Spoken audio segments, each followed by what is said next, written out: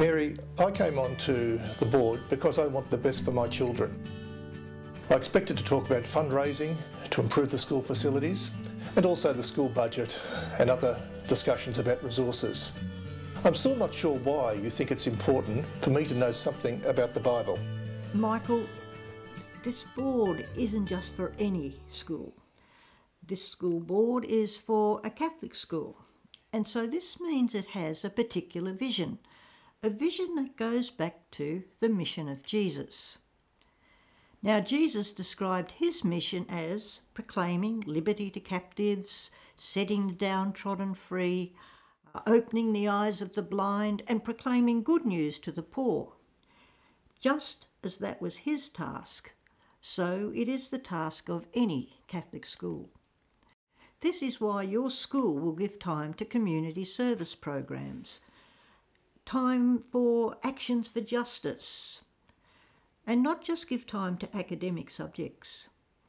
It's why your school will offer counselling to students in need, and why they might offer creative arts and music, not just to make a really good curriculum or to be attractive to potential students, but because this is a way schools can bring out the hidden gifts of each individual student and so help everyone achieve his or her best.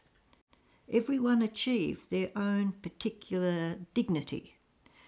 I see this as a task of liberation, and this is a gospel value. So, Michael, have you ever thought that when you are discussing the school finances, the decisions you make, they will affect the curriculum, but they will also determine who are the students who can come to your school? But Mary, what do you mean by this? I'll give you an example. Last month, some of the parents on the board raised the question of building a new drama and music centre. This sounds great. But then the finance people pointed out that this would actually mean raising the school fees. But you know, Michael, there are some families in the school who are already struggling to meet the current fees. So if the fees go up, then it means that you are deciding that some poorer families in the school will no longer be able to attend, no longer able to be educated here. So when you're looking at questions like this, you need to consider, is the school on about having the best possible resources, or is it on about being affordable so it can provide a high quality education to a wider group of parents and students? Does the school exist because of the parents' values or because of a mission? But the Gospels, Mary, don't give me a clear answer on questions like this. No, they don't. The Gospels are not a recipe book. They're not a self-help guide for all of life's problems. What you'll find there are not clear-cut answers, but you will find Jesus' clear preference to be on the side of those who are struggling with illness, with their social position, poverty, or the sense of their personal value. There were many times people came to Jesus with questions. What must I do to gain eternal life? Why do you eat with these sorts of people? Jesus didn't give them direct answers. He told stories. He told stories that would make people think for themselves.